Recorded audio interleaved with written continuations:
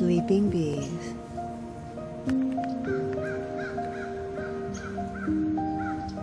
This one's wide awake.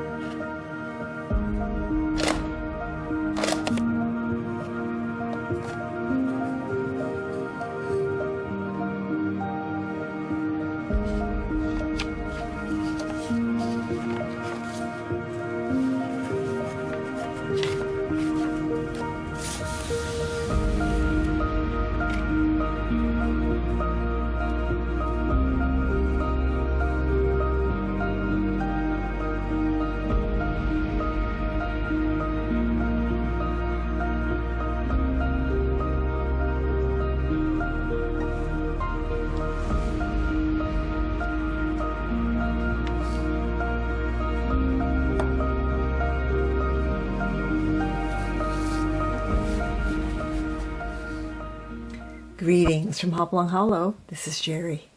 Like so many other people before me and in the present, I have a fascination with bees. I think I always have. You know, it's hard to imagine any kind of a product that hasn't been adorned with a bee. Everything from jewelry and trinkets to wax stamps and even soap packaging. Seems like if it's got a bee on it, I'm instantly drawn to it, and I seem to have a lot of items with bees on them. Lots of books on beekeeping, although I've never kept bees in my life. For years I've collected these old beekeeping journals and almanacs. This is an 1898 Gleanings in Bee Culture, the American Bee Journal, 1930, 1921, the Beekeeper's Review. And I guess what it is that I really love is the history of beekeeping and bees. And I love the way that they kept their bees. I love these old bee bowl images with the bee houses and the bee skeps. And I just find them absolutely fascinating. I love finding these vintage images of these old bee skeps and bee houses and beekeepers. Just look at these two beekeepers. Great. I love those beekeepers and bee skeps and the interesting way that bees were kept in the past. In fact, this always inspired me when I was illustrating my storybooks to include bees in my books. Let me show you how I included bees in all 4 of my storybooks. For example, in Hopalong Jack, on one of the first pages, we've got a bee skep. And on one of the last pages, we've got another little bee skep. Bushy Bottom. The bees are actually an integral part of the story, and in fact, are responsible for helping to save the poor little squirrel from a terrible fate. Mamsie Bear and Mopkin. Mamsie Bear actually is a beekeeper. And she keeps her skeps in a bee bowl. One thing I liked about this, and I wondered if anybody ever noticed it when they were looking at the illustrations, is that I have bees on this teacup, and the bees are actually flying off the cup. And they're actually part of the flowers as well. I wonder if anyone ever noticed that when they were looking at the illustrations. But you can see that Mamsie Bear is indeed a beekeeper. Smallest book, Pippity Trimble and the Cunning Green Stranger. You will notice that Pippity Trimble is also a beekeeper, as witnessed by her very many bee skeps. I'm especially fond of these 2 bee skeps, which were inspired by my old almanacs that showed me how beekeepers used to keep bees. And in fact, on the very last page, the book plate is a bee scout. So in light of the fact that I'm so fascinated with bees, I ask myself, well, why am I not a beekeeper? And I actually have thought about it for many years, which is why I have all these books on beekeeping, because I actually have thought about it for quite some time. I just didn't want the responsibility of taking care of bees, because that is definitely another responsibility aside from the gardening. But I think it's time to take it on. And so in this video, I'll be making a bee hive, actually 2 beehives, from a kit from the Vevor. But before that, we're going to go into the studio and needlefelt about 10 different size bees, because bees do come in all different patterns, shapes, and sizes. I'm going to start there by making bees.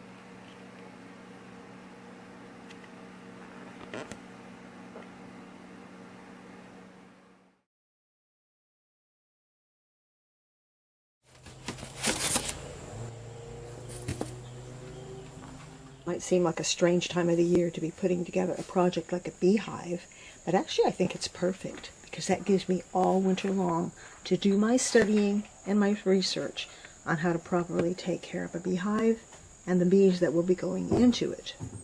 I must say there are an awful lot of parts in here. It looks really a little bit overwhelming. And the instructions don't look that great, but I think I'll be able to figure it out pretty well. My only tools that I need are a rubber mallet, or a rubber hammer, and a piece of cardboard.